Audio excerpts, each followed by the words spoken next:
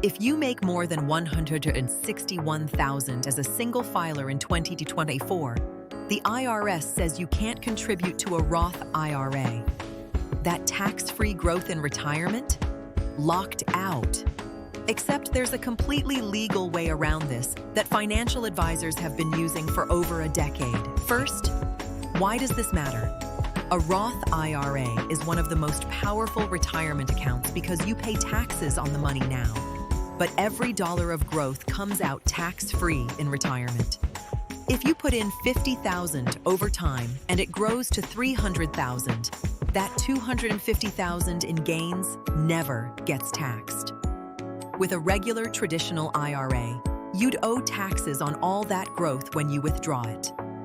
That's a massive difference over 30 or 40 years. For 2024, single filers making over $161,000 can't contribute directly to a Roth. For married couples filing jointly, that limit is $240,000. Once you cross those thresholds, the door slams shut. The IRS designed these limits to prevent high earners from getting too many tax advantages. But Congress never closed a particular loophole. Here's the strategy in simple terms. There are no income limits on contributing to a traditional IRA. And there are no income limits on converting a traditional IRA to a Roth IRA. So high earners do this. Contribute to a traditional IRA with after-tax dollars, then immediately convert that money to a Roth. It's a two-step process that gets you to the same place. The IRS knows about this. It's been happening since 2010, and it's completely legal. Let's say Sarah makes $180,000 a year. She can't contribute directly to a Roth.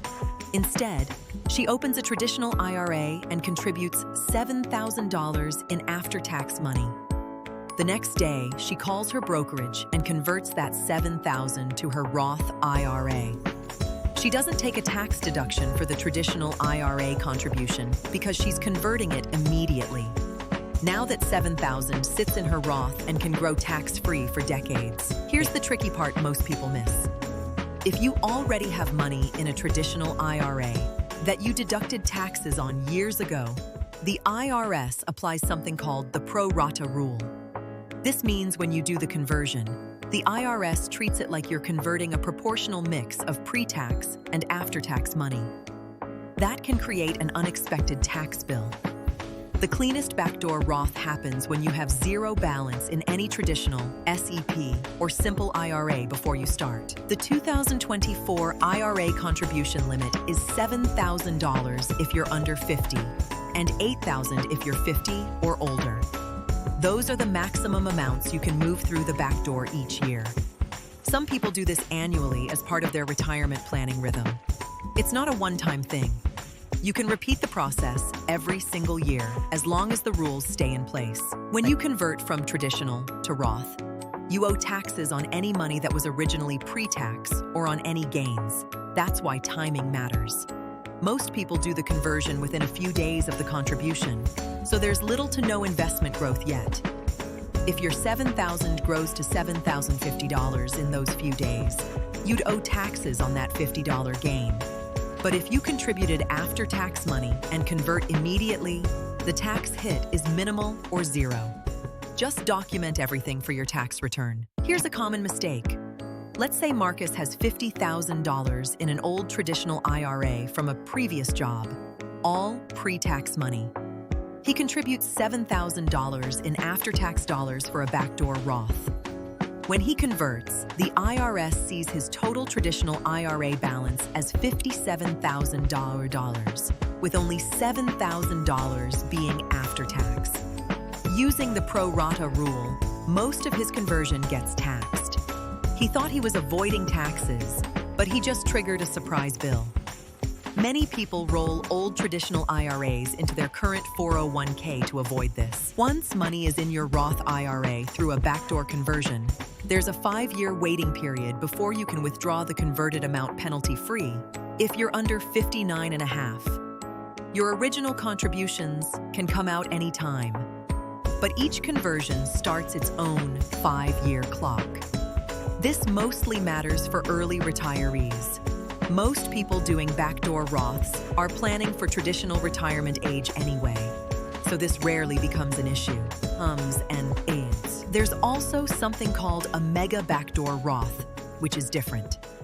If your employer 401k plan allows after-tax contributions beyond the normal limit and in-plan conversions, you might be able to move up to $46,000 extra into a Roth in 2024. Not all plans offer this. It's more complex and requires specific plan features. But for people who max out everything else and still want more Roth space, it exists.